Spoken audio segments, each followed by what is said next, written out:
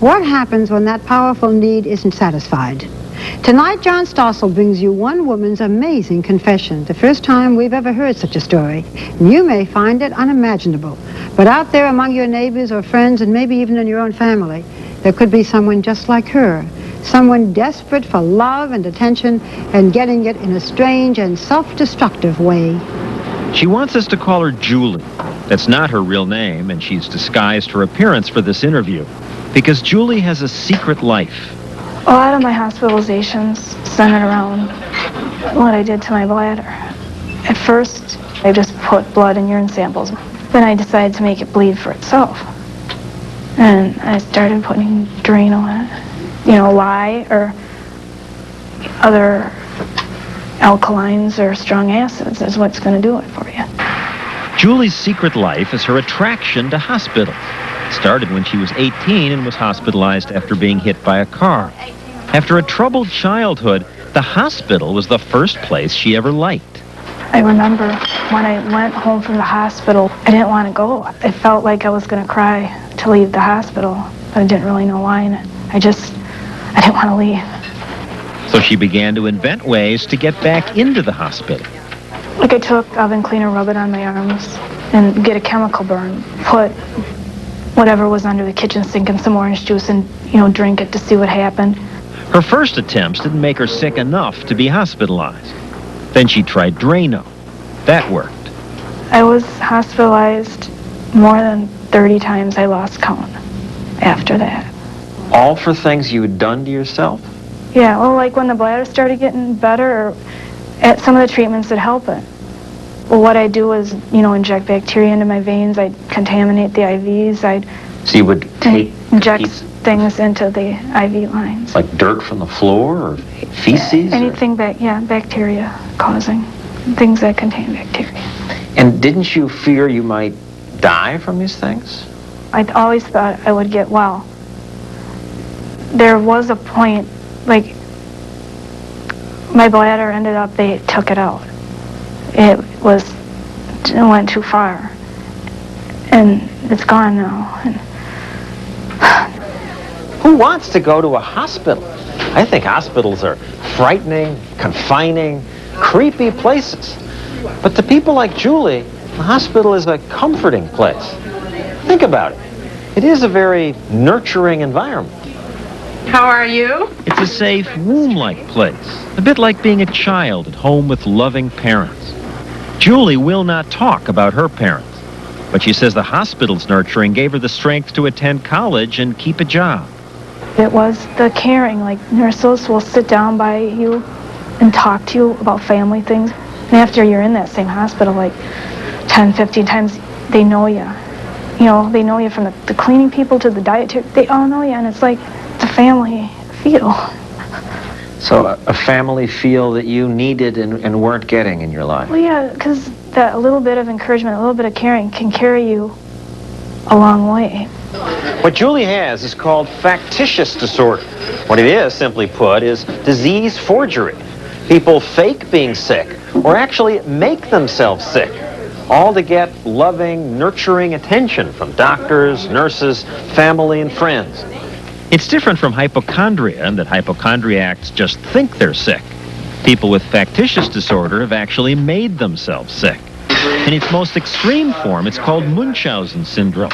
This refers to people whose lives are totally consumed by this compulsion to get themselves hospitalized. That's rare, but thousands of people are thought to have secret lives like Julie's. Many doctors say on any given day in most hospitals, there's at least one patient like her. As far as we know, Julie is the only person who has been willing to publicly admit what she has done. When I was doing it, and this is going to be hard for you to understand, very hard, I felt like what I got out of it was good for me. It was a coping skill. Why would someone do this to themselves? First of all, we have to recognize that the patients themselves may not know why. Dr. Mark Feldman just wrote a book about factitious disorder. Now, some patients have been victimized by abuse earlier in childhood. But a factor that I think is most important in a lot of cases is long-term, severe, but unrecognized depression. We know that depression can lead to desperate behavior, including suicide, and certainly factitious behavior is desperate behavior. And you don't know why you have this giant need. Well, see, I don't feel it's a giant need. I feel like, 'cause all I need is a little. Doesn't everyone need a little? But other people don't do this to themselves to get it. But when people need something, they cope in all different ways. I feel this is just one way. Like some people cope through alcohol, some people take drugs. Julie was admitted to one hospital 15 times. When she thought the staff might be catching on, like many with factitious disorder, she just moved to another town. Later, she moved again and did the same thing in a new hospital. Her employer's health insurance paid the hundreds of thousands of dollars in bills. A survey of others with factitious disorder found they averaged 9 hospital admissions a year. One man ran up $6 million in bills. People with factitious disorder have done some incredible things to themselves. One woman, to hold the attention of her surgeon, repeatedly rubbed feces into her stitches to reinfect the wound. Others have injected themselves with feces, or starch, or turpentine. One woman ate small amounts of arsenic. After Julie lost her bladder, she tried to stop making herself sick and succeeded for a year. Then she felt that need again.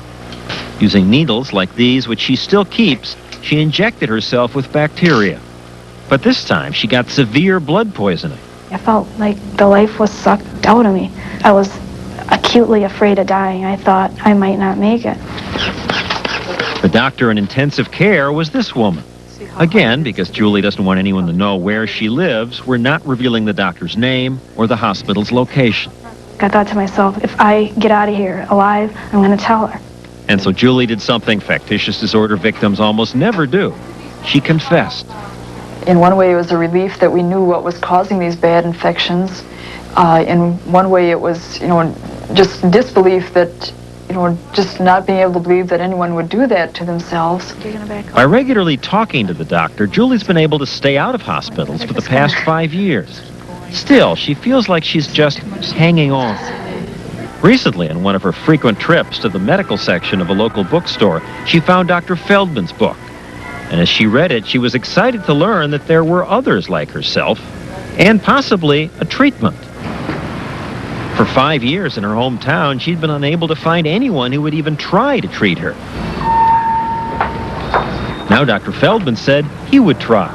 So Julie drove the 1,000 miles to Birmingham, Alabama, to Feldman's hospital. How about this one? First, the hospital had Julie tested. Mother or father. Then, after going over her history, Dr. Feldman met with her.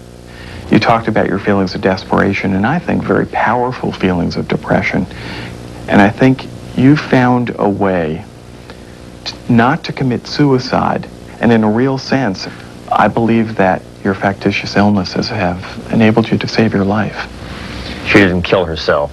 She just made herself sick. She made herself sick, but she's managed to stay alive. I know this. While the medical literature often describes cases such as Julie's as hopeless, Dr. Feldman believes that's not so. He says he'll treat Julie's depression with medication, and then through talk therapy, try to teach her to find nurture in healthy ways. Julie's now saving money so she can move to Alabama to get that treatment from Dr. Feldman. And if somebody watching now is doing something like this, what would you say to I'd say them? if you got anyone that you trust and can tell, be selective, don't, but you gotta tell someone that you can trust.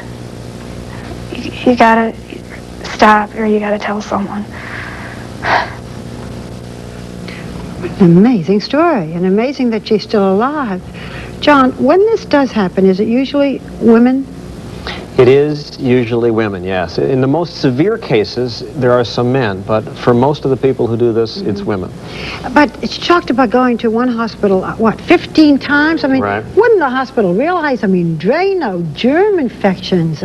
Well, you'd think they would, but these people get very good at fooling the doctors. They get to be experts on their diseases, and the doctors are afraid of lawsuits. They can be sued for malpractice if they don't treat aggressively, or sued for slander if they make the accusation. It's easier just to treat and let the